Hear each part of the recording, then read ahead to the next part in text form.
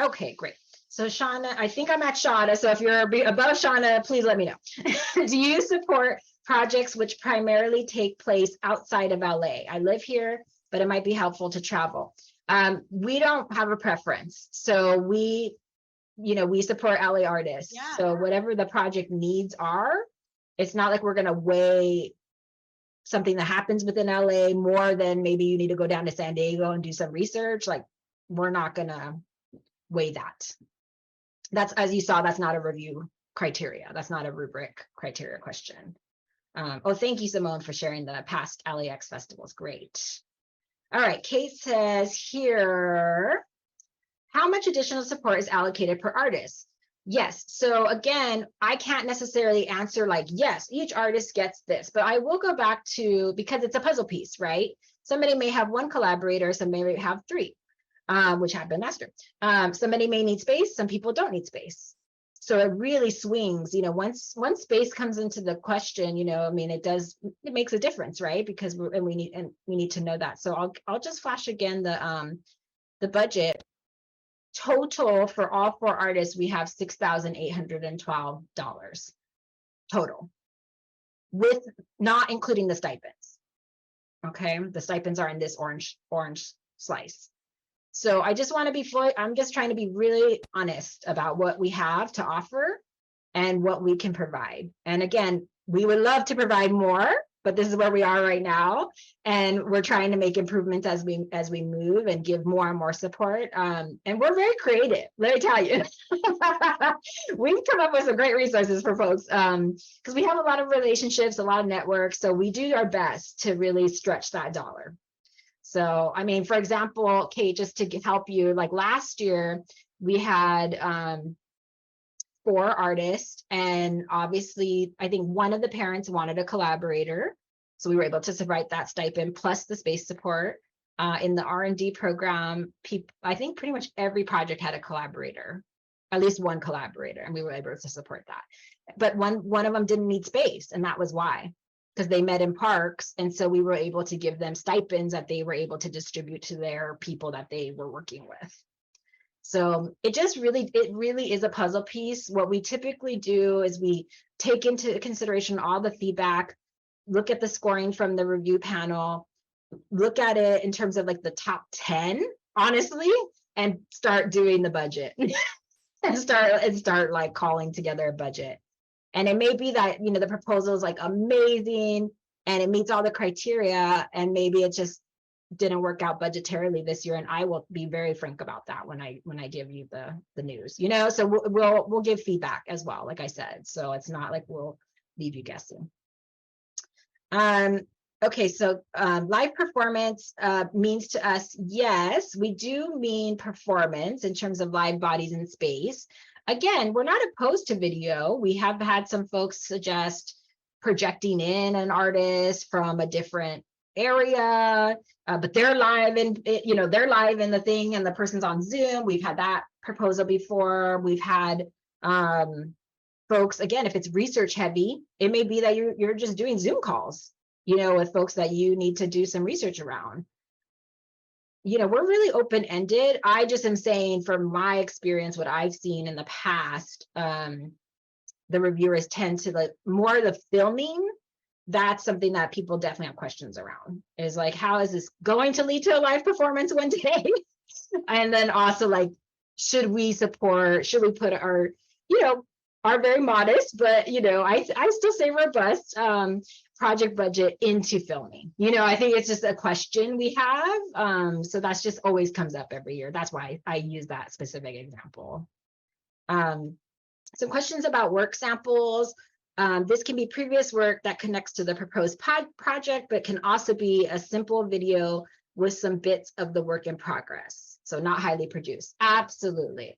You hit it on the head here. Yes. So work samples can definitely be, it's really to showcase you as an artist. But if you have some of the proposed project, that's also really helpful sometimes. And again, that could be some 5 pages of a script plus some video. You can mix it, or maybe you only have images from the proposed project, but you have video of something else. That's great too. 5 images, a little bit of video, that's cool too. We've kind of seen it all. So I don't want to be prescriptive. I want you to just, go with your gut, do something that you feel best expresses you as an artist, showcases what you're talking about in the proposal. Again, I think what happens with work samples sometimes when they're not as strong is it's just disconnected. Like we're seeing a proposal about something, and then the work sample has nothing to do with that. And you're like, you're like, we're just trying to make the connection, So I had a related question about that, and I just put in the chat, but just because you're talking about it, I want to jump in. So that's what I was asking. Is it better to kind of do a combo, like of here's a sense of the project I'm proposing plus some past work samples, so you see like kind of a more fully realized project, or like I'm just kind of trying to figure out if it's better to spend that work sample time talking about the proposed project or do a combo. Oh, that's a good question. Gosh, it's so hard because I'm not I'm not going to be the only reviewer. I would say a combo personally. I mean, I would say we want to see the work you're most proud of, the work that really defines you as an artist. But definitely, if you have something of the proposed project, include that for sure. I would not leave that out unless you're just really not happy with it. That's cool too. If it's really in development and you're like, I don't want to share that. But if you have something with a proposed project, I always say include it. But it doesn't have to be all of it. I would say a nice combo, personally, is my recommendation.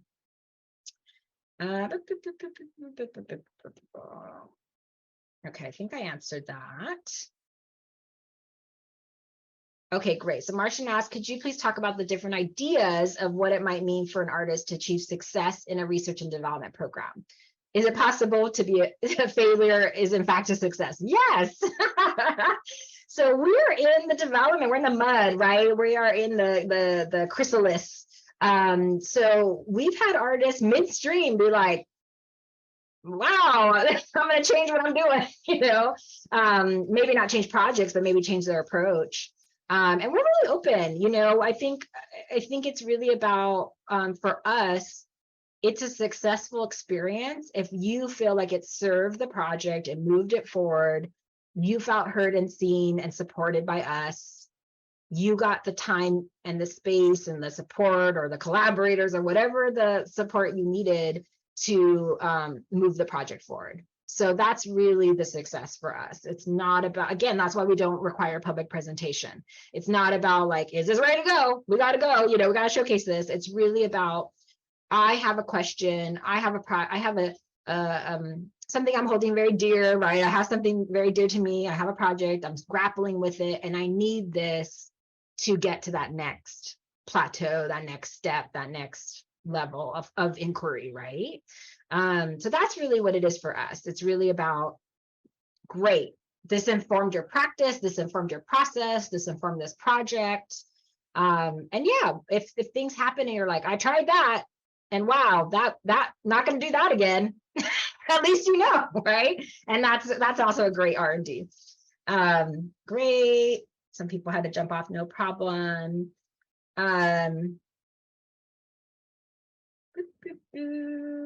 Okay. If the script involves more than 10 performers, but we, the two writers, only plan to work on revising the script and conducting related research, is that eligible? Yes. That's what I would say is the sweet spot for R&D. I don't care how many cast members you have, that's fine. You can have a 50-person opera. It's really about, we can't necessarily compensate 50 performers through this process. And we want to make sure that you're thinking of that and not asking people to work for free or volunteer. If you have supplemental budget that's coming from somewhere else that you're like, oh, the actors are paid for, so we're asking for support for the writers, and then we are still going to do a reading, but we have some fancy grant, name some fancy grant to pay these 50 artists, great. That can be a wonderful synergy, right? Like maybe you all just need a week in the room and a space to do this reading, and you have that supplemental income maybe coming from somewhere else. That's okay. I'm just letting you know like what we can support. So that way we're not being asked to, unfortunately, we gotten so many proposals where I'm like, oh, how are these people getting paid? We just want to know that. And so if you have supplemental support, great, name it. We're not opposed to that. If you want to put it in this process, and maybe you just need us to support you as lead artist and a collaborator in a space. And then the other folks are covered a different way. Martian, did you want to jump in? I'm seeing the same question asked a couple of different ways, and it's related to budget. It sounds like people don't quite have a grasp on how to budget bullet point this, understanding that 1,600 is for the artist and that there's an amount for parents. But I think what people are confused about is like venue needs. And if, let's just go extreme, like I want this to be on the Empire State Building and it costs $50,000 an hour versus I'd like this to be in a park and it's free. How would you like tell people to frame their budgets in regards to that sliver of funding? Yeah, and I will be clear, we're not asking for a budget, I'm just saying we would have given you a budget form if we were asking for a budget form. So it's really about, what are you thinking that needs support, right? I'm just going to read the question because I don't want to misquote myself. Specific support needs. Please share what specific resources or forms of support will best support this phase of your development. Please include any budgetary considerations. So I'm not asking for a budget, so I'll just be clear there. I think it's always best practice if you have specific budget numbers in mind, again, minimums or requirements, or your projection designer needs $500, whatever, then I would say that, so then we know, and we're not coming back to you and saying, hey, we want to give you this opportunity. And then you're like, oh, but I need $50,000, you're like, oh, it wasn't listed in your proposal, so I say just, if okay, I'm going to work with three. So this is the perfect question, right? These two writers. If I'm lead artist and I have a co-writer is also lead artist, I think Katie asked this question in a different way. You can list there and say, in that specific support needs, Katie, lead artist, needs, I'm just guessing, I'm not saying this, Katie, needs $500 for 2 weeks of work. X lead artist needs a minimum of $500, and again, you could put ranges, but like, it could look like this, or it could be $20 an hour. It could, we just need to know. And again, it doesn't have to be for the whole time. Maybe it's a 1 week time frame, but again, you maybe only need a collaborator for 2 days. That's going to impact the budget, right? And much differently than I need them there all day, every day. Especially for the 2 week window, right? Because a lot of our artists were like, but we had one artist that only worked in a space for 1 week with 2 collaborators and then just worked from home the other week. So we're not asking for like a detail. If we were asking for a detailed budget, I would have given you a template, of course. We're just asking to just think of things that you need that cost money. I need a carpet because whatever, my piece is all about me rolling around the floor and I'm going to need a carpet. And I need LAPP to provide that. Again, with something like that, I don't necessarily need a figure. I kind of know, okay, a carpet is average like this, right? But when it gets a little bit more specific, if there's like a specific piece of prop or a technology that is going to be like, well, this is going to cost about $100. That's just helpful. That's just helpful information for us to know.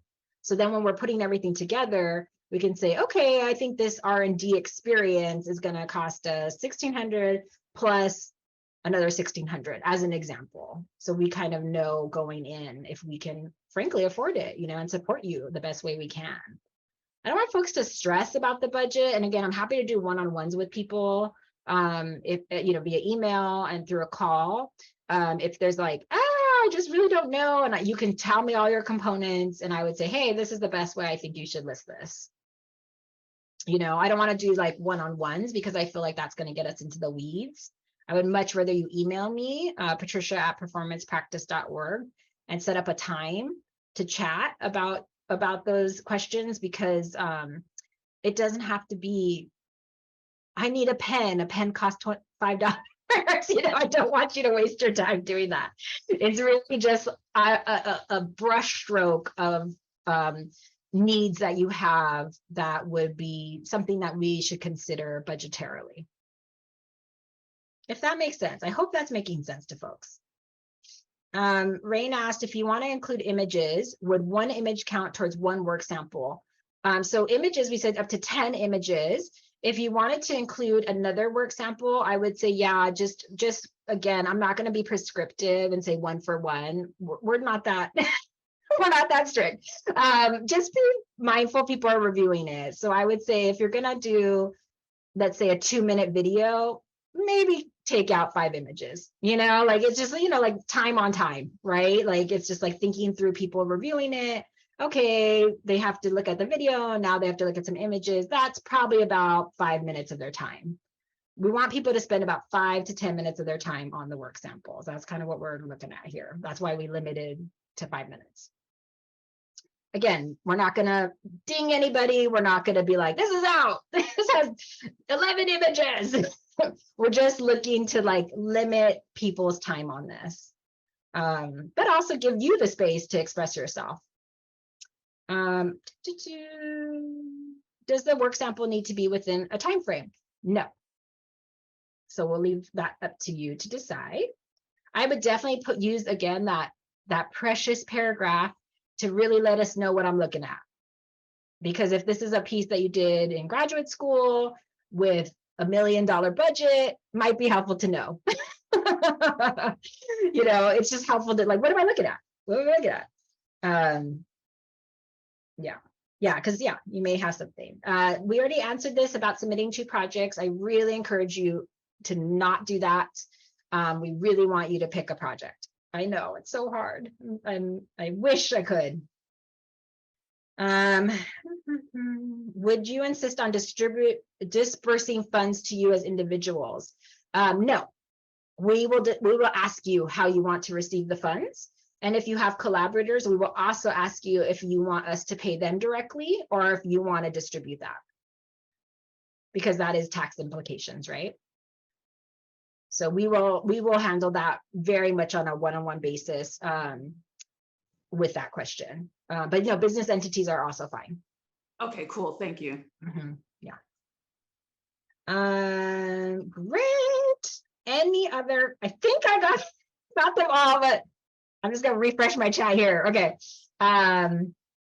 Great. So any other questions that I didn't get to, or I'm so sorry if your chat this chat is a lot. So I'm just trying to like get to them all. So if I missed you, this is the time if you want to come on the mic and let me know. And if you have to go, I just want to thank you all for your time and your energy. And I love this conversation. This is really helpful for me. So I'll stay on. Yeah, Stacy. Hi, thank you so much. I'm sorry, this is specific to me, so sorry everyone else, but I'll try to make it short.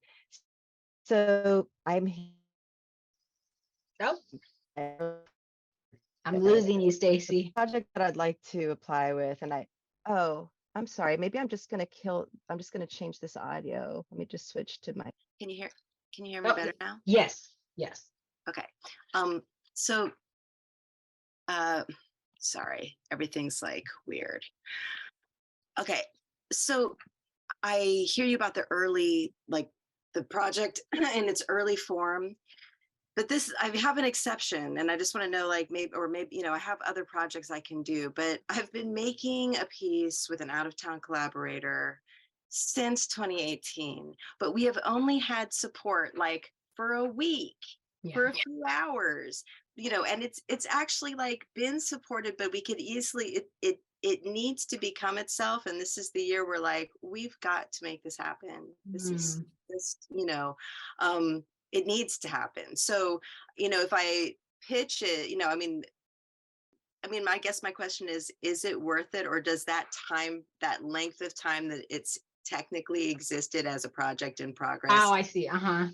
Does that just knock it out? Because I have other projects, so. No, not at all. I think it's really just about letting us know where you are with it in either your project description, your catalyst, your timeline, because we got some last year that it just didn't like we were like, wow, this is a really old project, but like, why are you picking it up now? Or like, what happened?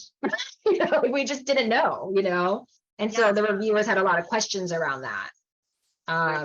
So then they tended to score a little lower because they were like, I have a lot of questions that weren't answered. I hear So that. I think as long as you kind of let us know what you're thinking and why it's, it could be pandemic, it could be your all schedule and just what you're focused on right now, and then why this is important to pick up right now, timing wise, but also like relevancy, I think would be really important too, in terms of what the piece is about. Great. That's great. Thank you. Yeah. Marcus? Hi. Hi. Thank you so much for this informative session. Of course. What about long-term ongoing projects that have Mhm. different components that are part of them? Yeah, I mean, we're open to everything, I think there's no limitation in terms of the projects. I would just say as long as the scale and scope matches what we could offer, we're Right. open, So I would say, again, what I meant by that in terms of timeline for early is because what we also would see is something that's like ready to be produced tomorrow, and they need like a full workshop with like lights and sound and costumes, and it's like that's not that's not this program, unfortunately. I wish it was. And so that's what I mean in terms of like the project's trajectory. Right. And I'm just thinking about new. There's the thing. I mean, I have several projects that I'm thinking, but one of them, is it's a performance installation. I was only able to present the installation, and I wasn't able to present the performance. So Yeah, no, that totally is out opportunity for to sure. continue working on that, because it's not new, but it's an ongoing project. So that's my question. Yeah, I think it for me, and it's kind of what Stacy was asking too. It's like as long as there's a case to be made, like why you need the support now, it's not to say like, oh, I've revisited this 50 different times, and now I want to revisit it 51 times, it's more like that. Exactly. Like I was able to do this piece of it and I never got to this piece of it. Like that's the answer right there. But to put that, I think would be really helpful in terms of your either the project description, the timeline somewhere. Thank you. Yeah. Martian? I've seen some things in messages, and I'm just wondering if people work at any particular spaces that might be a good location for a residency that might not be on our radar, or if you have a recommendation for something you haven't seen on our website. Yeah. Let us know in the chat. Yeah. Yeah, we're always looking for good spaces. That's for sure. We typically have used like Stomping Ground. We've used LADP sometimes. We've used Automata, obviously. But, Well, once I'm happy to talk to you, Patricia. I'm on the Artist Advisory Council of the 18th Street Art Center in Santa Monica. yeah. Okay, great. Awesome. We're a West Side artist. Thanks, Marcus. Santa Monica artist. So once you've made all of your determinations, if there's something that we can offer here at 18th Street, I'm happy to help facilitate that. Awesome. Thank you. Thank you for that. Yeah. Okay, you all. Well, we're at time. We're actually over time. So I want to give you all your night back. Thank you, Simone. Simone put some blogs from previous R&Ds. I definitely would start there too. It's always great to see kind of what the type of projects and artists that we worked with in the past. This recording will be available again. Give us a day.